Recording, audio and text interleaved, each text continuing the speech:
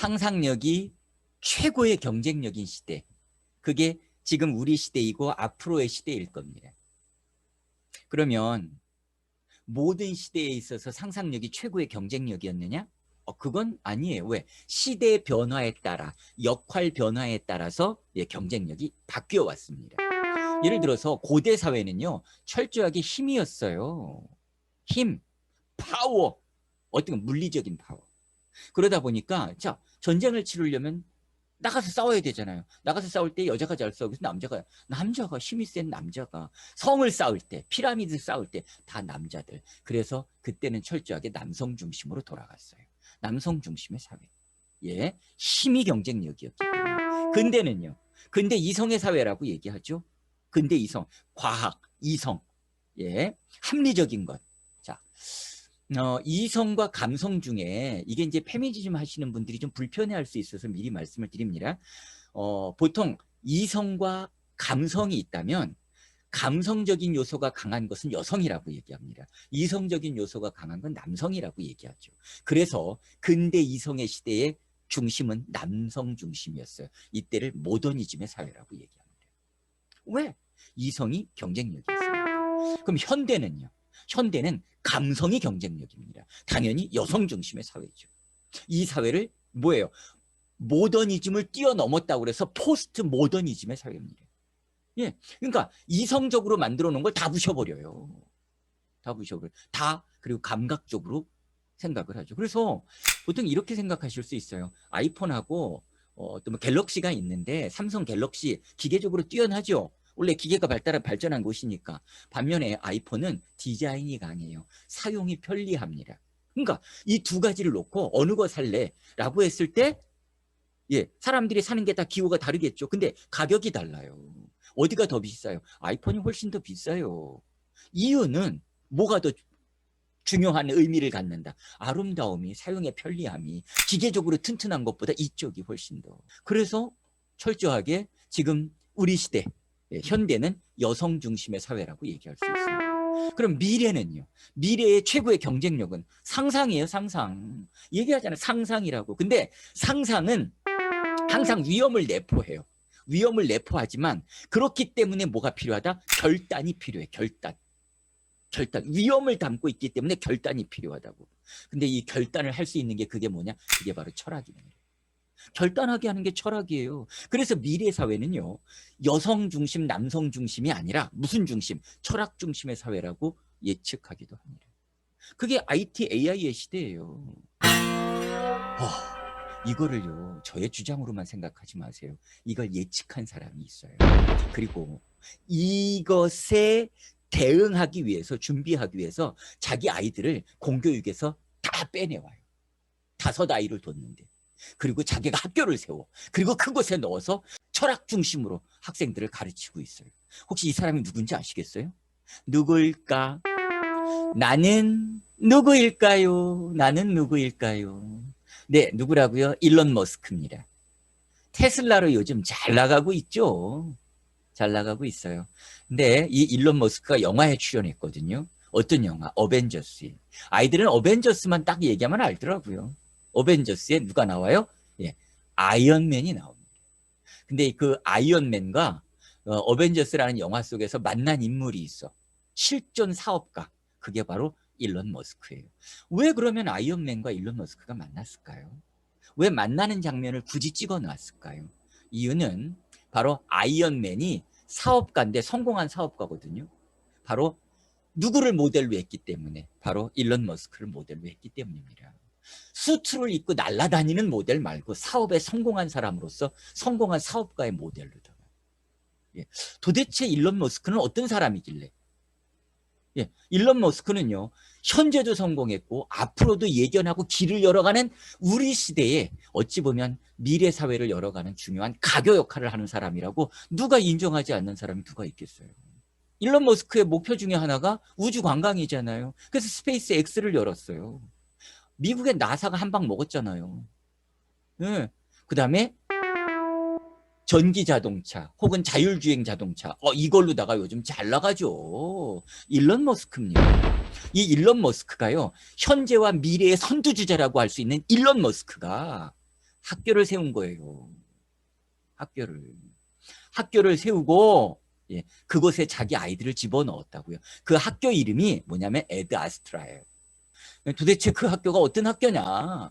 예, 어떤 학교냐?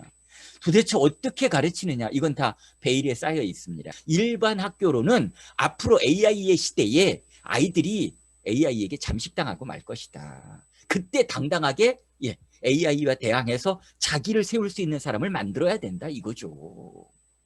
그리고 뿐만 아니라 이제 실리콘밸리에 또 얼마나 뛰어난 사람들 많아요. 그들의 아이들 아무튼 총 31명을 모아서 학교를 운영하고 있는 거예요. 그게 에드 아스트라입니다. 어떤 목적으로 학교를 세웠다고요? 딴 거 아니에요. 인공지능에 지배당하지 않는 사람을 만들겠다. 인공지능. 그러면 그 학교 학습 커리큘럼이 어떨까요? 우린 생각합니다. 수학이 중심이 아닐까? 과학 중심 아닐까? 기계 중심 아닐까? 경제 중심 아닐까? 인간이 로봇과 경쟁해서 이기려면 그것들이 필요하지 않느냐? X입니다. X. 아니에요. 우린 그거 가르칠 거라고 생각하고 있어요. 우리가 그거 하고 있으니까. 천만의 말씀이 뭐 가르치는지 아세요? 아까 힌트 드렸지만 철학입니다. 철학 중심의 학습을 해요. 왜 하필 철학이냐고요. 왜 하필. 오늘날 우리 아이들이 대학교 전공할 과목을 선정할 때 철학 선정하면 부모님들이 땅을 치고 울잖아요. 내가 어떻게 앞으로 먹고 살려고 그러느냐. 너 공부 엄청나게 못했나 보다. 철학과 무시하잖아요. 근데 일론 머스크는 철학을 미래 사회를 대비하는 학문으로 정하고 그걸 중심으로 그 바탕을 중심으로 학교를 운영하고 있다는 거죠. 와, 이게 참 정말 대단한 거 아니에요? 일론 머스크의 생각은 단순해요.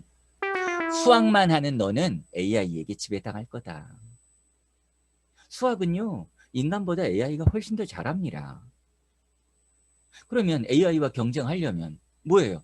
인간이 잘하는 걸 해야 될 거 아니에요? 그럼 인간이 도대체 뭘 잘할까요? 생각하는 거. 근데 일반적인 생각은 누가 더 잘해? AI가 더 잘합니다. 그럼 인간은 일반적이지 않은 생각을 해야 돼. 그게 뭘까요? 그게 철학이라니까요. 그게 상상이기도 하고. 철학 속에 뭐가 들어있어요? 이거 뭐 속에 뭐가 들어있는 이거 갖고 따지자는 얘기 아닙니다. 그냥 폭넓게 이해하기 위한 거니까. 우리 철학 속에서 윤리 찾을 수 있어요. 도덕 찾을 수 있어요. 신앙 찾을 수 있어요. 예. 근데 AI가 과연 윤리와 도덕, 신앙 할 수 있을까요? 이거 없어요. 아니 AI가 저는 매 주일마다 교회 가서 예배드리고 이런 거 하겠어요? 하나님 믿으면 이거 하겠습니까? 이거 안 해요. 감히 AI가 범접할 수 없는 영역, 그게 바로 상상이고, 예, 상상이고 그게 바로 철학입니다. 그러니까 철학과 과학은 달라요. 분명히 둘 다 질문을 던진다는 차원에서는 같습니다. 그러나 철학은요, 어떤 거냐면, 아니야, 과학부터 얘기할게. 과학은 둘 다 질문하는 건 맞지만 어디까지 질문을 한다? 예, 답이 있는 언저리까지만 질문을 해요. 그래서 상당히 사실적입니다. 반면에 철학은요, 답이 있는 그 너머까지, 달리 말해서 과학 저 너머까지 계속 질문을 던지는 거예요. 언제까지? 답이 없을 때까지. 이거 얼마나 무모한 짓이에요. 무모한 짓이죠. 그러나 그것이 인간이 잘하는 거예요. 그것이. 그 서기에서 뭐가 나? 상상이 나오는 거고 그 가운데서 윤리와 도덕, 신앙 다 나오는 겁니다. 다 나오는 거. 이걸 해야죠. 이게 인간의 경쟁력인데 이것을 생각한 누구? 앨런 머스크가 에스 아스트라를 세운 거예요. 그리고 학교 수업 방식을 소크라테스의 대화법을 활용한 겁니다. 제가 소크라테스 얘기를 하면 이거예요. 대화. 혹시 아이들에게 그렇게 물어봤거든요. 너희들 소크라테스가 너희들에게 했었던 진짜 유명한 말이 뭐겠니? 라고 얘기하면 아이들은 얘기합니다. 너 자신을 알라. 제가 바꿔서 얘기하죠. 그것은 네 꼬라지를 알라는 얘기와 똑같은 거야. 그럼 막 웃어요. 맞습니다. 너 자신을 알라. 그럼 어떤 자신을 알라고 얘기하는 걸까요? 어떤 자신? 도대체 어떤 자신? 잘 모르겠어요. 저 이거 모르겠다라는 말 야단 안 쳐요. 오히려 칭찬합니다. 네가 소크라테스를 이해했구나라고. 소크라테스가 너 자신을 알라는 어떤 자신을 알라는 걸까요? 모르는 자신. 내가 아무것도 모른다는 걸 알아야 한다는 겁니다. 내가 모른다는 사실을, 내가 모르는 사람이라는 것을. 소크라테스가 왜? 그래야 뭐해요? 사람은 알고자 하거든요. 그래야 알고자 해요. 그랬을 때 소크라테스가 대화를 통해서 뭘? 지혜를 생산할 수 있도록 만드는 거. 이걸 삼파술이라고 얘기하는 거죠. 대화법, 삼파술로 가는 거예요. 반면에요, AI는 자기가 모른다는 걸 알까요? 모를까요? AI는 자기가 모른다는 거 이거 몰라요. 왜? 입력해 준 거 안에서 생각을 하는 거지 그 바깥에 뭐가 있다는 생각을 안 한다고요. 근데 인간은 내가 알고 있는 게 전부가 아닌데 이 뒤에 뭐가 있구나라는 걸 알아요. 그러니까 그걸 발견하면 할수록 내가 잘 모르겠어. 나는 모르는 존재야 라고 생각을 해요. 그랬기 때문에 또 도전을 하는 거예요. 근데 AI는 자기가 아는 게 딱 거기야. 그러니까 더 이상 가지 않아. 합리적 과학적으로 따지면 AI가 훨씬 더 맞죠. 힘이 있죠. 그러나 인간은 인간만이 할 수 있는 고유의 영역, 상상과 철학을 통해 결단해 나가는 힘, 이거 갖추는 게 필요하죠. AI가 지배하는 시대에 결단하는 능력을 갖추는 거, 상상하는 힘을 갖는 거, 이거 다 철학에서 얻을 수 있는 거죠. 근데 우리는 아이들이 아이고 막 철학과 들어갔다 그러면 난리 나잖아요. 부모가 뭐 그냥 너무 슬퍼하잖아요. 왜 그래요? 지금까지 책의 아이라는 그림체를 갖고 이야기를 나누었는데요. 책이 어떤 힘을 갖고 있는지, 책이 우리에게 어떻게 상상력을 제공하는지, 이 세상이 왜 모두 이야기인지, 그래서 그것들을 압축 모아놓은 한 권의 책이 되는지, 책을 보면서 우리가 그 수많은 이야기를 어떻게 만나는지, 상상이 어떻게 자라가는지, 그러면서 질문하고 답하는 과정 중에 철학하는 능력이 만들어지고 철학하는 능력을 통해서 결단하는 힘까지 가질 수 있다는 거예요. AI의 시대에요. 인간은 AI에게 주눅들어 스스로 결단을 못하게 될 수도 있다는 얘기입니다. 그러면 AI 지배당하는 거죠. 그러니까 이러한 비극을 막을 수 있는 방법. 일단은 책을 손에서 나서는 안 돼요. 최고의 경쟁력을 얻기 위해서도 책을 읽어야겠지만 AI에 지배당하지 않기 위해서도 이걸 예견하고 길을 열어가는 사람이 누구라고요? 주식시장에 대박치는 사람, 테슬라의 일론 머스크예요. 누가 그 사람을 무시할 수 있느냐고요. 그 사람을 전적으로 믿고 따라가자 아닙니다. 그러나 한 번쯤은 고려해보자는 얘기입니다. 한 번쯤은 고려해보자.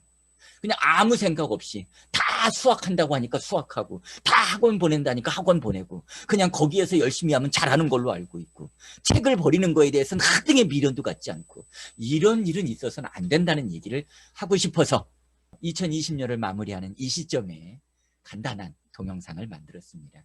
고생 많이 하셨습니다. 2021년에 뵙도록 하겠습니다. 고맙습니다.